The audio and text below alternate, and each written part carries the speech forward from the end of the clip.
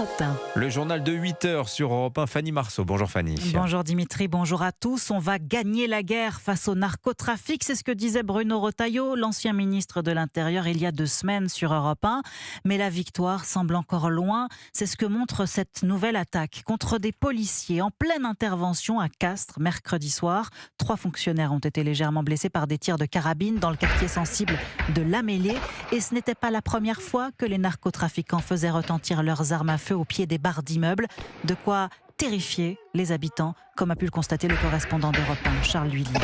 Je sors plus la nuit, je sors plus le soir. La journée même, je ferme tous les volets, moi. Depuis le début de semaine, ici, Andrea reste cloîtrée chez elle. Elle ne veut plus croiser ses guetteurs encapuchés et assis sur leurs chaises en bas des immeubles. Elle pensait pourtant être à l'abri. Moi, j'ai eu habité plus loin. La nuit, ils me venaient dans le jardin, se cacher quand ils étaient poursuivis par la police. Et j'ai déménagé à cause de ça. Sauf que le territoire des dealers s'est étendu depuis, à tel point que Sophie fait tout pour les éviter. Vous les voyez devant les immeubles. Si je dois aller faire quelque chose, moi je passe par l'autre côté. Car plus personne ici ne se sent protégé, encore moins ce père de famille. On ne sait pas demain, tu vas sortir, ça tire partout, tu ne sais pas si tu n'auras pas un de la famille qui va se faire tirer dessus. C'est une ultra-violence. Mais sans doute conscients de leur image en demi-teinte et de leur territoire en danger car convoité, les dealers désormais veulent se rendre sympathiques, notamment auprès de ce livreur Amazon. Ils me disent, bonjour monsieur, vous avez un colis pour qui? Attendez, je connais la personne, je vous l'appelle. Ils nous aident à porter les colis et puis après ils nous souhaitent une bonne journée. Une charité soudaine qui ne suffit certainement pas à rassurer ici, raison pour laquelle des renforts ont été déployés hier soir. Castres, Charles Lhuillier, Europe 1. Et notez que l'enquête ouverte pour tentative de meurtre sur personne dépositaire de l'autorité publique se poursuit après cette attaque de policiers dans le quartier de La Mêlée à Castres. Les auteurs sont toujours activement recherchés. Des tirs, de mortiers, des boules puantes aussi en plein Paris hier soir. Les antifas ont tout fait pour perturber la nuit du bien commun. Soirée caritative cofondée en 2017 par le milliardaire conservateur Pierre-Édouard Stérin. C'est justement son nom que visaient les activistes d'ultra-gauche hier soir aux Folies Bergères, accusant l'entrepreneur d'instrumentalisation politique alors qu'il s'est déjà retiré du conseil d'administration de l'événement. Malgré ces perturbations, mission accomplie pour les organisateurs, les 12 associations participantes ont pu récolter près de 700 000 € de dons. Des associations qui reçoivent de moins en moins de subventions et ça n'est pas prêt de s'arranger. Oui, puisque l'État est dans le rouge, la sécurité sociale aussi d'ailleurs, et les parlementaires peinent à se mettre d'accord sur les budgets pour l'an prochain alors que le temps est compté. Sébastien Lecornu, qui ne quitte plus les bancs de l'Assemblée, a tenu à le rappeler aux députés hier. Écoutez. Ce n'est plus une première lecture, on n'est pas là pour compter ou se compter en termes idéologiques. Ça sera à la fin le projet de loi de finances pour la sécurité sociale d'aucun groupe politique, ça sera un PLFSS de compromis et de transition vers 2027, on le sait tous, et donc cet esprit et de compromis et de synthèse qui permet d'avoir un déficit de la Sécu qui soit tenu et acceptable pour l'année prochaine, il démarre dès cet après-midi. Sébastien Lecornu, le Premier ministre, hier à l'Assemblée nationale. Les députés qui ont voté hier soir une version amoindrie de la hausse de la CSG, la contribution sociale généralisée sur le capital, plan épargne-logement, assurance vie et revenus fonciers sont épargnés. Un amendement de compromis qui donne un peu d'air au gouvernement. Bonjour Christophe Bordet. Bonjour à tous. Christophe, malgré les efforts du gouvernement, le texte pourrait être rejeté. Les députés ont jusqu'au 9 décembre pour le voter. Si au final il est rejeté, que peut-il se passer ? Eh bien, selon plusieurs députés macronistes, en cas de rejet du budget global de la sécurité sociale, on sombrerait dans l'inconnu. Oui, dans l'inconnu. Et c'est vrai qu'un tel scénario aurait des conséquences très concrètes. Hôpitaux, maisons de retraite, établissements pour personnes handicapées par exemple, se retrouveraient en difficulté financière. Gel des investissements, baisse des recrutements, diminution de la masse salariale. En cas de rejet du texte à l'Assemblée, il repartirait au Sénat. Mais la nouvelle copie de la Chambre haute, à 1000 lieues de celle des députés, serait alors rejetée par ces derniers. La solution serait alors une loi spéciale avant les fêtes de fin d'année, puis un nouvel examen du texte en janvier, une nouvelle navette parlementaire, sans garantie de résultat, une fois encore. Et s'il n'y a pas de texte budgétaire, Christophe, la sécurité sociale sera plus que jamais dans le rouge. Oui, en 2025, le déficit de la Sécu devrait atteindre 25 milliards d'euros. Une situation inédite hors période de crise, comme l'année Covid par exemple. Mais sans budget, on pourrait très vite atteindre les 30 milliards, voire plus, prévient la sécurité sociale. La porte ouverte à toutes les fenêtres, si l'on peut dire. Exemple, les pensions de retraite en l'absence d'un nouveau texte.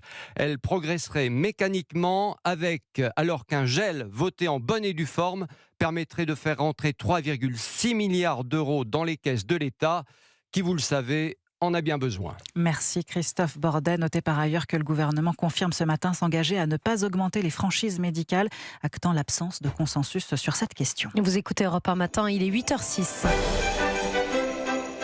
Vous la sentez, la magie de Noël ? Les petits lutins, la chaleur du vin chaud, les odeurs de cannelle, rien ne devrait rompre un tel charme. Et pourtant, cette année encore, il faut regarder sans cesse par-dessus son épaule car la menace terroriste est toujours élevée. Oui, c'est ce que dit Laurent Nunez, ministre de l'Intérieur, dans un télégramme adressé il y a 2 jours à tous les préfets de France. Il leur demande de renforcer la sécurité des marchés de Noël. Et de prendre l'exemple, pour illustrer son alerte, des attaques meurtrières en Allemagne ou de celle de Strasbourg en 2018, 7 ans après l'attentat qui avait fait 5 morts dans la capitale alsacienne. Le marché de Noël se tient toujours sous haute sécurité. Reportage de la correspondante d'Europe 1, Mélina Fachin. Un verre fumant de vin chaud à la main, Patricia, Béatrice et leurs amis viennent tout droit de Marseille. Même s'ils profitent allègrement de l'ambiance unique du marché de Noël de Strasbourg, le risque d'attentat est toujours dans un coin de leur tête. Moi j'y ai pensé. Là où il y a de la foule, je pense toujours qu'il y a des possibilités. Voilà. Mais depuis l'ouverture du marché de Noël il y a une dizaine de jours, la préfecture du Bas-Rhin applique déjà les directives de sécurité du ministère de l'Intérieur. Chaque jour, ce sont ainsi 1000 personnes, policiers, militaires, pompiers, qui protègent les visiteurs. Cela rassure beaucoup Sandrine, alsacienne, et son conjoint Christophe, venu de Vendée. On s'est senti quand même protégé quand on a vu la police, la CRS. Il y en avait quand même pas mal. Ce qui est dommage, c'est d'en arriver là. C'est un moment de fête. On ne devrait pas avoir à subir des fouilles, Non, on devrait être libre. Dans le temps, tout le monde était joyeux, on était tranquille. Jusqu'au 24 décembre, date de fermeture du marché, les forces de l'ordre resteront donc mobilisées et extrêmement vigilantes. Strasbourg, Mélina Fachin, Europe 1. L'actualité judiciaire, bras de fer entre Shein et l'État. Le gouvernement veut faire suspendre la plateforme chinoise pour 3 mois. Il réclame des garanties pour empêcher la vente de poupées pédopornographiques, d'armes de catégorie A ou de certains médicaments sur la marketplace du géant chinois. Il va plaider cet après-midi devant le tribunal judiciaire de Paris. Décision attendue dans les prochains jours. Et puis le football et cette question ce matin sur Europe 1. Quels adversaires pour les Bleus pour la Coupe du Monde de l'an prochain ? Réponse ce soir 18h, heure française. Le tirage au sort de groupe a lieu à Washington en présence de Donald Trump. La compétition qui se tiendra du 11 juin au 19 juillet prochain dans 3 pays, les États-Unis, le Canada et le Mexique, réunira pour la première fois 48 équipes. Thomas Guiguenot, quel serait le meilleur et le pire des tirages pour la France cette année ? C'est avec le statut de tête de série que la France abordera ce tirage pour la Coupe du Monde, ce qui la place dans le chapeau 1 et lui évitera d'affronter les meilleures équipes mondiales au classement FIFA comme l'Espagne, le Brésil, l'Argentine, l'Angleterre, mais aussi les 3 pays hôtes. Restent quand même de gros adversaires dans les autres chapeaux que l'équipe de France serait heureuse d'éviter, dont les pays d'Europe, seul continent à pouvoir placer 2 représentants dans une même poule. Dans le chapeau 2, on retrouve par exemple la Croatie, la Colombie ou le Maroc que la France avait affronté en demi-finale il y a 4 ans. Dans le chapeau 3, ce sera surtout de la Norvège d'Erling Haaland dont il faudra se méfier.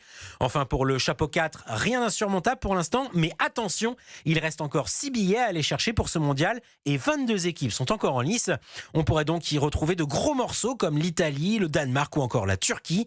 Mais les Bleus, souvent épargnés lors des tirages depuis que Didier Deschamps est sélectionneur, espéreront tomber dans un groupe clément qui pourrait être Équateur, Ouzbékistan, Haïti ou encore Australie, Afrique du Sud, Curaçao. Thomas Guiguenot. Et puis en natation, Léon Marchand, toujours impressionnant. Le quadruple champion olympique de Paris en 2024 a remporté l'épreuve du 400 mètres nage libre à l'US Open de natation à Austin aux États-Unis. C'était hier soir. Merci beaucoup Fanny Marceau, c'était votre journal. Un rendez-vous à ne pas manquer le week-end. C'est tous les samedis de 10h à 11h sur CNews et Europe 1. Retrouvez Face à Philippe de Villiers. Oui, interrogé par Elliott Deval et aux côtés de Geoffroy Lejeune, le directeur des rédactions du JDD et du JD News.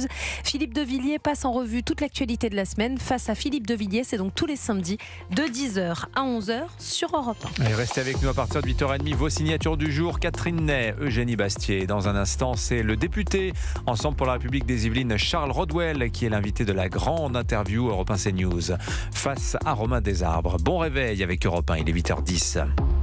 7h, 9h, Europe